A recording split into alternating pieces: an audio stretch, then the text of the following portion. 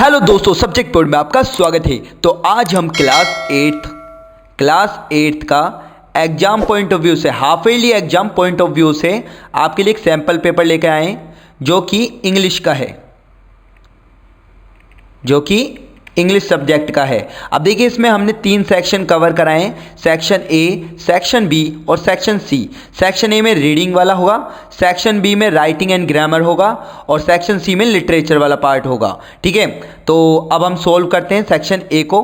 देखिए, सबसे पहले सेक्शन ए, देखिए ऐसा पैराग्राफ आएगा आपका, ये पैसेज, अनसीन पैसेज, और इसको आपको पढ़कर इसके आंसर टिक करने। ठीक है, तो देखिए इसमें क्या क्या लिख रखा है। Most of us take life for granted, we know that one day we must die. देखिए, सभी जानते हैं कि एक दिन मरना ही है, but usually we picture that one day as far in the future. But वो मतलब वो अपने मन में बनाते हैं, पिक्चर बनाते हैं कि वो अभी फ्यूचर में आएगा।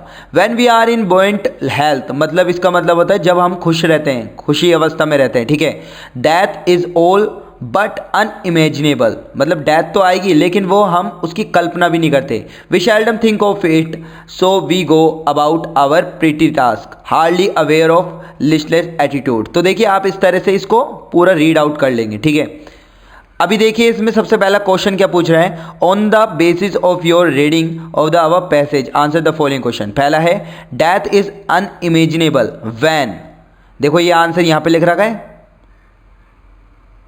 ठीक है, when we are in buoyant health. ठीक है, तो इसमें करेंगे हम when we are in buoyant health, जब हम खुशी की अवस्था में रहते हैं तो मतलब डेथ का तो मतलब कल्पना भी नहीं कर सकते, अनइमेजिनेबल लगती है वो, उसकी कल्पना भी नहीं करते। ठीक है, दूसरा देखिए, we know that one day we must die, but देखिए हम सभी जानते हैं कि हमको मरना है, लेकिन बट देखिए, अब देखिए इसमें यूजुअली यहाँ से आएगा इसका, one day we must die but usually we picture that one day as far in the future, वो फ्यूचर में आएगा। ठीक है, तो हम इसमें लिख देंगे यहाँ से, देखिए यहाँ से लिख देंगे but usually we picture far in the future. ठीक है, ये वाला आंसर हो जाएगा इसमें सेकेंड का, बी का। ठीक है, अब देखिए सेकेंड है इसमें सी वाला, give the meaning of lethargy. अब देखिए लिथार्जी मतलब क्या होता है, थकना, मतलब इसमें हो जाएगा इसका फटीग। ठीक है, फटीग हो जाएगा। ठीक है, फटीग का मतलब लेक ऑफ एनर्जी। ठीक है, बुओयंट मतलब क्या होता है ये आपको बताइए। ठीक है, हैप्पी। ठीक है, वो खुशी अवस्था में रहता है ना, हैप्पी। ये चीयरफुल भी कह सकते हैं हम, चीयरफुल।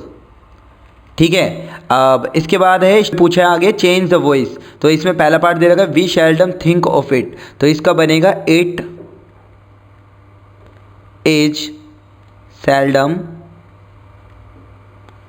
थॉट, थिंक की देखिए फॉर्म हो जाएगी, थर्ड फॉर्म थिंक की थॉट। ठीक है, पैसिव वॉइस में ये होता है। ठीक है, थॉट, और फिर आगे क्या लगाएंगे हम, ऑफ। ठीक है, ऑफ, बाय करते हैं फिर उसमें बाय, और फिर वी का क्या हो जाएगा, चेंज हो जाएगा ना, वी का हो जाता है। ठीक है, ऐसे से मतलब एक्टिव वॉइस का पैसिव वॉइस बना लेते हैं। ठीक है, अब देखिए बी का कैसे करेंगे। बी का अगर आपको एक्टिव वॉइस और पैसिव वॉइस अगर ये समझना है तो हमें कमेंट बॉक्स में टाइप कर देना, हम इसका भी एक वीडियो जल्दी से जल्दी आपको प्रोवाइड कर देंगे। ठीक है, ये ग्रामर का टॉपिक है, अभी मैं इसमें डायरेक्ट कर रहा हूँ। ठीक है, अब देखिए बी वाला, देखिए कैसे करेंगे बी वाला। बी का क्या आएगा हमारे पास, देखिए बी का आएगा हमारे पास द यूज़, देखिए ये है ना द यूज़, यहाँ से the use of all our faculties and senses is characterized, अब वर्ब थर्ड फॉर्म हो जाएगी ना ये पैसिव वॉइस में, कैरेक्टराइज्ड बाय, अब बाय और फिर सब्जेक्ट आता है बाय, सब्जेक्ट क्या बन जाता है, ऑब्जेक्ट बन जाता है, बाय द सेम, और ये लिथार्जी।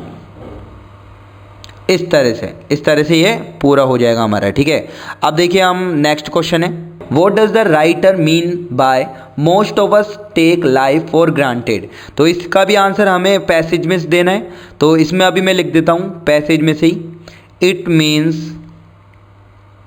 ठीक है, इस तरह से आप लिख सकते हैं। ठीक है, most of us take life for granted, तो इसमें लिख देंगे it means that we really take our life very easy without bothered about certain important aspect in life like our health, our faculty, senses etcetera. Okay, अब देखिए next question है, ये passage ही है एक और।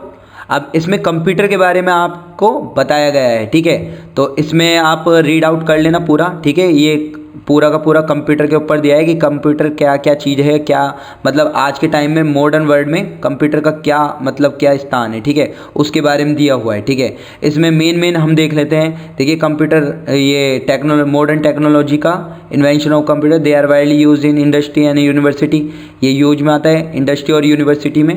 Computer have lot pressed in to service of man, we are heading fast towards the day when a computer will be much most man's daily life as telephone and calculator, ठीक है। Calculator और ये telephone इसमें बहुत use में आ रहा है, ठीक है। और इसमें कंप्यूटर किस लिए यूज आता है, can solve the most complex mathematical problems, ठीक है, पर थाउजेंड ऑफ अनरिलेटेड फैक्ट्स। तो मतलब ये सोल्व कर देता है मैथमेटिकल प्रॉब्लम को, कॉम्प्लेक्स को, ठीक है। और पर थाउजेंड अनरिलेटेड फैक्ट्स इसको भी देखता है ये, ठीक है। और ये ट्रैफिक सिग्नल, देखिए ट्रैफिक जैम हो जाता है ना, उसको भी कंट्रोल करता है, ऑटोमेशन में काम आता है, ठीक है। उसके बाद ये सर लियोन बैगेट ये pointed out that it was a mistake to believe that these machines could think, ठीक है। और देखिए अब ये कंप्यूटर होता तो है, लेकिन ये इंस्ट्रक्शन, डिटेल इंस्ट्रक्शन इसको कौन देता है, ह्यूमन बीइंग, इसके बिना ये काम नहीं करता, ठीक है। उसके बाद ये सब कुछ दिया है, कार ड्राइवर्स इसके बारे में बताया गया है, ठीक है। उसके बाद फॉरेन लैंग्वेज, अगर बैरियर है तो ये लैंग्वेज ट्रांसलेट भी कर देता है, ठीक है। तो इस तरह से दे रखा है हमें, ठीक है। ये पूरा रीड आउट कर लेना। अब देखिए आगे क्वेश्चन क्या क्या पूछे इसमें। सबसे पहला क्वेश्चन पूछे हमसे, देख why can not computers lead independent lives और रूल द वर्ल्ड। तो इसमें आप क्या लिखेंगे, देखिए यहाँ से बता सकते हैं आप इसका आंसर। देखिए आप लिखेंगे वाई कैन नॉट, वाई का आंसर किससे देते हैं, बिकॉज से, ठीक है। तो आप लिखेंगे कंप्यूटर्स कैन नॉट लीड, देखिए computers can not lead independent lives और rule the world because they need, यहाँ से लिखेंगे they need detailed instruction from human beings to operate, ठीक है। बस इतना सा आंसर, क्योंकि बिना ह्यूमन इंटरवेंशन के ये काम नहीं करता, ठीक है। अब देखिए सेकंड वाला, what complicated works are computers capable of doing. तो इसका आंसर हमने शुरू में बताया था, तो इसका आंसर में आप लिखेंगे, देखिए यहाँ से लिख देंगे, देखिए यहाँ पे लिखेंगे computers are capable for doing extremely complicated work in all branches of learning, ठीक है। उसके बाद आप यहाँ पे बता सकते हैं they can solve the most complex mathematical problem और पर put thousands of unrelated facts in order, these machine can be put to varied uses, ठीक है। और फिर एक एग्जांपल आप अगर ट्रैफिक जाम का भी बताना चाहो तो ये भी दे सकते हैं, ठीक है। तो यहाँ से आप बता सकते हो इसका आंसर, ओके। अब देखिए इसमें नेक्स्ट क्वेश्चन पूछा है, right one use of computer. तो देखिए आपका यूज़ कंप्यूटर में आप ये बता सकते हैं कि यूज़ कॉम्प्लेक्स मैथमेटिकल प्रॉब्लम्स, या फिर आप ट्रैफिक जाम में बता सकते हैं, ठीक है। Best way to prevent traffic jam, ये दो एग्जाम्पल आप बता सकते हैं कंप्यूटर का, ओके। अब देखिए नेक्स्ट क्वेश्चन है इसमें नेक्स्ट क्वेश्चन है, how would computers as translating machines help people. देखिए तो लास्ट में लाइन लिख रखी है, this will enable people who do not share a common language to talk to each other without any difficulty और to read foreign publications, ठीक है। तो ये क्या इनेबल, ये कंप्यूटर से हम क्या कर सकते हैं, मतलब ट्रांसलेट कर सकते हैं लैंग्वेज को, जिससे हम ईजिली उसको अंडरस्टैंड कर पाएँ। तो ठीक है, ये ऐसे करता है कंप्यूटर। अब देखिए इसमें नेक्स्ट क्वेश्चन है, find out the antonyms of the following from the passages. तो एंशिएंट मतलब क्या होता है, प्राचीन, है ना। तो इसका अपोजिट क्या हो जाएगा, क्योंकि एंटोनिम्स मतलब अपोजिट, एंशिएंट का मतलब क्या हो जाएगा, मॉडर्न, मॉडर्न, ठीक है। इसके बाद इम्पॉसिबल, इम्पॉसिबल का होगा पॉसिबल, ये तो सिंपल है, ठीक है। उसके बाद देखिए, pick the word from the passage which mean the same as example, ठीक है। तो इसमें आपको बताया ना, देखिए ऊपर आप इंस्टेंस आ गया था, देखिए दिखाता हूँ मैं आपको, यहाँ पर आया था फॉर इंस्टेंस, ठीक है। यह एग्जाम्पल की तरह यूज किया गया है यहाँ पर, ठीक है, एग्जाम्पल की तरह। तो यहाँ पर मैं लिख सकता हूँ इसको देखिए इसको मैं लिख सकता हूँ एग्जाम्पल को इंस्टेंस, ठीक है। तो यहाँ पर इंस्टेंस ये लिख सकता हूँ, ठीक है। कॉमन, कॉमन का जो वर्ड यूज किया गया है यहाँ पर देखिए कॉमन पीपल या ऑर्डिनरी पीपल, ठीक है। तो यहाँ पर हमने कॉमन को एज अ ऑर्डिनरी की तरह यूज़ करा है, ठीक है। तो यहाँ पे लिख देते हैं ऑर्डिनरी, ठीक है। तो कॉमन का क्या है, यहाँ पर कॉमन पीपल भी लगा सकते हैं, यहाँ पर ऑर्डिनरी इसका सही बैठेगा, ठीक है। तो ये वाला करेक्ट वर्ड होंगे। तो इस तरह से हमने दोनों पैसेज फिनिश कर लिए। अब देखिए अब हम सेक्शन बी को करते हैं, ठीक है। सेक्शन ए तो हमारा कंप्लीट हो ही चुका है। अब सेक्शन बी जो आएगा आपका वो क्या आएगा, राइटिंग एंड ग्रामर्स, ठीक है। अब देखिए इसको कैसे करेंगे। सबसे पहला क्वेश्चन है आपका ये, ठीक है। Imagine that you are N C Jain, the president of Friends apartment society. The water reservoir of the colony is to be cleaned on 28 August, ये 20 dash. Therefore, the water supply will be affected on 28-29 August. Inform the residents of your colony about the same. तो देखिए इसको कैसे करेंगे। ये आपका एक मतलब नोटिस आएगा, ठीक है। अब ये नोटिस आपको लिखना है। तो देखिए इसको कैसे लिखेंगे। तो देखिए आप इस तरह से ये अपना नोटिस बना लेंगे, ठीक है। इस तरह से नोटिस, इसमें आप फ्रेंड्स अपार्टमेंट नोटिस इसके ऊपर लिख रहे हैं। तो अगस्त जो डेट लिख रखी है वो लिख देंगे यहाँ पे डेट, और लिमिटेड वाटर सप्लाई, ठीक है। अब इसमें क्या लिखेंगे, this is to inform the resident of the colony that as the cleaning of water reservoir is due and therefore the water supply will be affected on 28-29 of August, kindly make necessary arrangements, ठीक है। इस तरह से आप इसमें लिखिएंगे, ठीक है। और ये एनसी जैन लिख देंगे नाम, और ये प्रेसिडेंट लिख देंगे। इस तरह से आप ये नोटिस का फॉर्मेट बना के इसमें लिख सकते हैं। अब देखिए इसमें नेक्स्ट क्वेश्चन है, right a paragraph in about 100 to 200 words on the given topic fashion among students. इस पर आपको पैराग्राफ लिखना है। और इसका और वाला पार्ट क्या है, यू आर ऑफ प्रीति सेंटेंसलम कोलंबस स्कूल नैनीताल, ठीक है। You have to speak on the topic modernisation does not mean aping westernisation, ठीक है। Write the same in about 150 words, ठीक है। तो इन दोनों का सॉल्यूशन देखिए कैसे लिख कर आएंगे आप अपने एग्जाम में। तो देखिए इसमें आप लिखेंगे फैशन अमंग स्टूडेंट्स में ये पूरा का पूरा, ठीक है। इसमें आप लिख देंगे पूरा कि to be in fashion in a craze all over the world. इस तरह से आप मतलब पूरा का पूरा ये लिख कर आ सकते हैं अपने एग्जाम में, ठीक है, इस तरह से। और जो इसका और वाला पार्ट है ना, उसमें क्या पूछा था हमसे, उसमें ये पूछा था modernization does not mean aping westernization. तो इसमें आप ये कंटेंट लिख सकते हैं, ठीक है। ये पूरा का पूरा यहाँ तक लिख सकते हैं, बिल्कुल इजी लैंग्वेज में, ठीक है। तो आप इसका स्क्रीनशॉट ले सकते हैं और डायरेक्ट आप इसको लर्न करके अपने एग्जाम में दे सकते हैं। ये आपका सैम्पल पेपर है, इससे क्या होगा आपकी प्रिपरेशन में बूस्टअप मिलेगा कि मतलब एग्जाम में क्वेश्चन अगर इस तरह के आएंगे तो आप कैसे उसको टैकल करेंगे, ओके। अब देखिए नेक्स्ट क्वेश्चन है, read the outlines of a story. देखो स्टोरी की आउटलाइन दे रखी है आपको और इसकी स्टोरी बनानी है, ठीक है। तो ये आप अपने अकॉर्डिंग भी बना सकते हो, ठीक है। जैसे two friend when a small were very closely attached to each other, ठीक है। One rich and one poor after class 10 separate meet after 10 year, poor as boss and rich as employ. तो ये एक स्टोरी आप अपने according बना सकते हो कि दो दोस्त थे, तो पहले उनमें से एक अमीर था और एक गरीब था, one rich and one poor. और क्लास 10th के बाद जब वो सेपरेट हुए, दोनों अलग हुए, तो जब वो 10 सालों के बाद मिले तो उनमें से जो गरीब था ना पहले, वो तो हो गया उसका बॉस, और जो रिच था वो क्या बन गया, जो रिच था ना पहले वो एम्प्लॉय बन गया, ठीक है। उसका मतलब बॉस तो पुअर, ये वाला जो पुअर था ना पहले ये तो बन गया बॉस, ठीक है। और जो रिच था वो इसका एम्प्लॉय बन गया, इस तरह से। तो आप इसमें कुछ भी स्टोरी लिख सकते हैं। इसका आपको आंसर अभी दे देंगे हम। और इसका जो और वाला पार्ट है वो देखो, the following story had been left unfinished by its writer, ठीक है।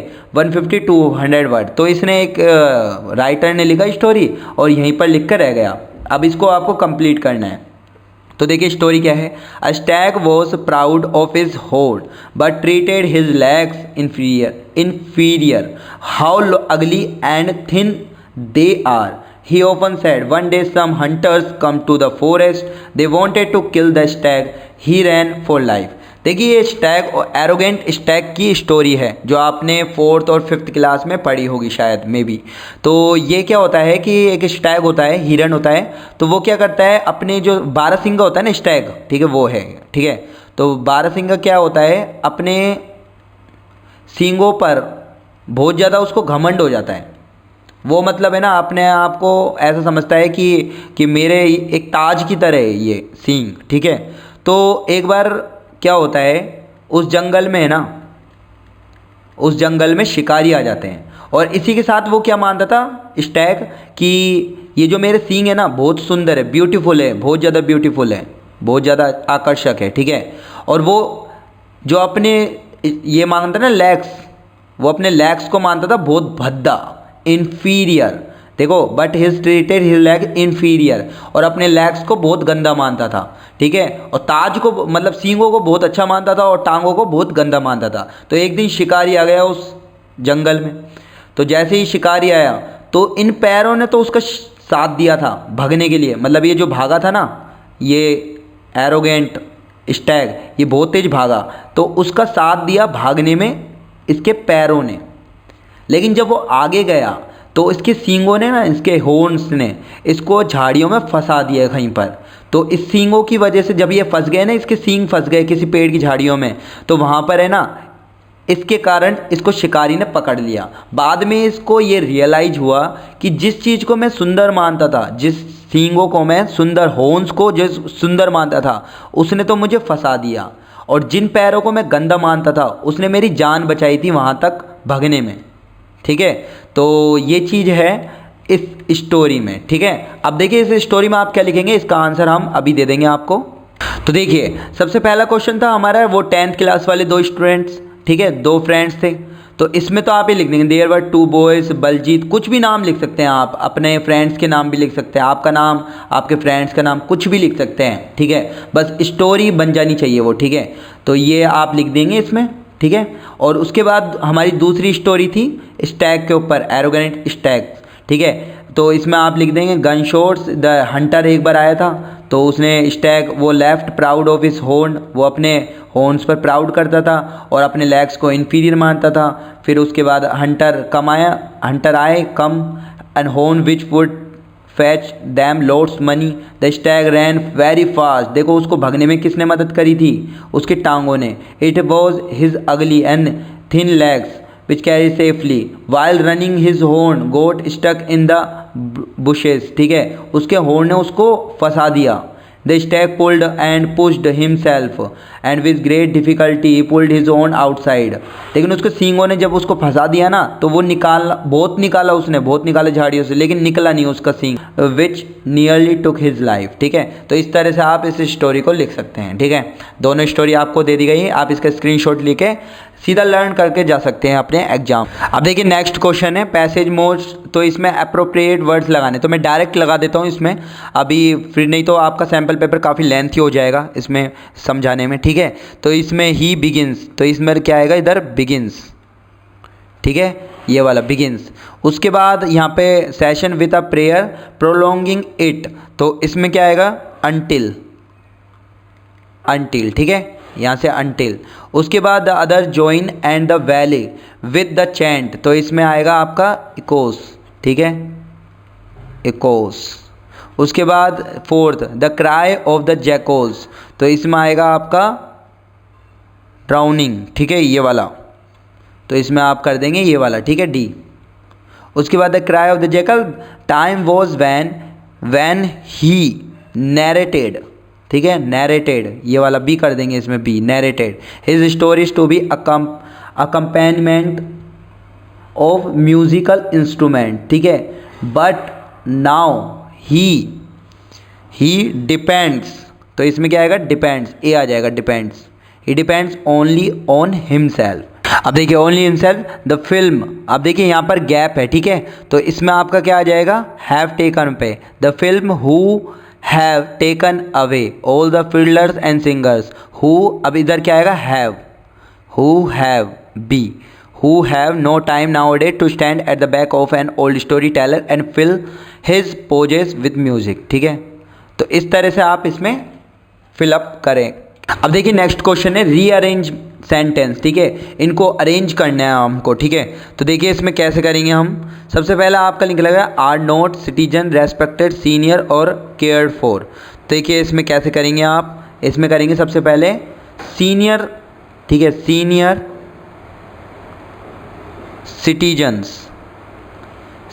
सिटीजन्स आर नॉट रेस्पेक्टेड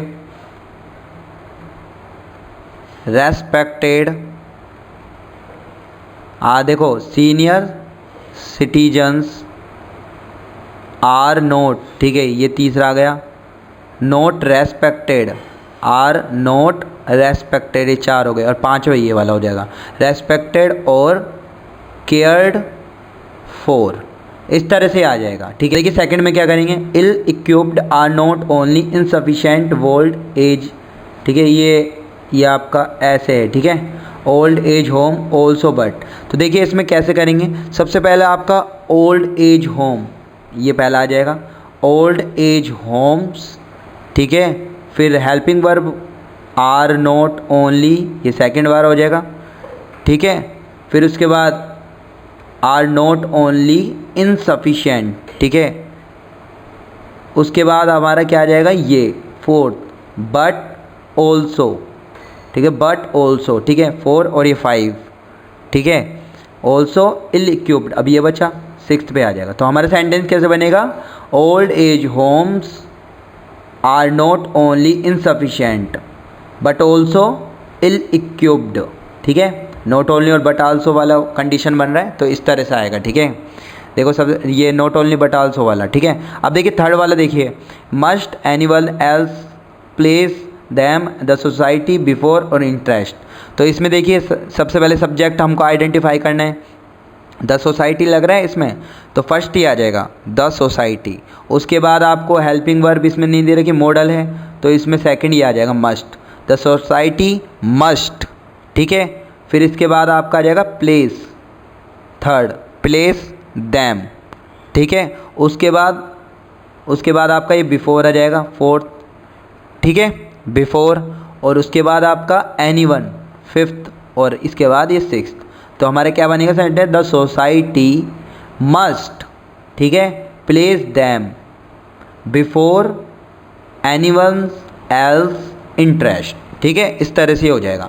अब देखिए फोर्थ वाला हम करते हैं, giving them very much needed is important, they are an impression that. सबसे पहले इसमें सब्जेक्ट देखेंगे, तो गिविंग दैम से स्टार्ट हो रहा है ये, गिविंग दैम, ठीक है, पहला ही हो जाएगा, giving them an impression, second ये, ठीक है, दैट, फिर ये, फिर फोर्थ ये, दे आर, ठीक है, वेरी मच, फिर फिफ्थ ये हो जाएगा, और उसके बाद सिक्स्थ ये वाला। तो सेंटेंस देखो, गिविंग दैम, ठीक है, giving them an impression that ये आ जाएगा, that they are very much needed is important, ठीक है, इस तरह से ये हो जाएगा। ओके, अब देखिए नेक्स्ट क्वेश्चन करते हैं। तो इस तरह से हमने सेक्शन बी को कंप्लीट कर रहा है। अब हमारा सेक्शन सी का लिटरेचर वाला पार्ट है। तो देखिए लिटरेचर में आप क्वेश्चंस देख लीजिएगा, इसमें देखिए इस तरह से क्वेश्चंस हैं हमारे, ये क्वेश्चन है, इसके बाद आगे क्वेश्चन है ये वाले, इस तरह से ये क्वेश्चन है। अब देखिए ये वाले क्वेश्चंस हैं, ठीक है। अब देखिए डायरेक्ट हमने इनके आंसर आपको आंसर शीट में प्रोवाइड कर दिए हैं, तो आप वहाँ से आंसर इनके चेक कर सकते हैं, ठीक है। अभी क्या होता है, आपके स्कूल वाइज अगर पेपर होगा तो देखिए स्कूल वाइज में जिस चैप्टर का आपका हाफ ईयरली में जो सिलेबस बोला होगा उसके अकॉर्डिंग है, ठीक है। तो अलग अलग स्कूलों में अलग अलग सिलेबस के अकॉर्डिंग है। तो अभी हमने जो सैम्पल पेपर है, ये प्रैक्टिस पेपर, इसमें हमने आपको ये क्वेश्चंस बता रखे हैं। अगर आपके ये वाले चैप्टर्स आ रहे हैं तो आपके लिए ये वाले क्वेश्चन काफ़ी इंपॉर्टेंट रहने वाले हैं, ठीक है। बाकी अगर नहीं है आपके ये सिलेबस में ये जो चैप्टर्स जो मैंने करवाए हैं इसमें, तो आप का ग्रामर सेक्शन ए और सेक्शन बी ये तो इम्पोर्टेंट है ही, सेक्शन सी में आप बुक से रीड आउट कर सकते हैं, ठीक है। बाकी मेजर पार्ट तो हमने कवर अप कर दिया है ए और बी, ठीक है। तो देखिए इस तरह के क्वेश्चन है, ये क्वेश्चन है, ठीक है। अब इनके आंसर आपको यहाँ पर मिल जाएंगे, देखिए। सो सेक्शन सी के आंसर ये रहे, सेक्शन सी लिटरेचर के ये आंसर इस तरह से हैं। आप यहाँ से इसका स्क्रीनशॉट ले सकते हैं, ओके, यहाँ से स्क्रीनशॉट ले सकते हैं और आप यहीं से लर्न करके जा सकते हैं अपने एग्ज़ाम में, ओके। तो आप इसका स्क्रीनशॉट ले लीजिएगा।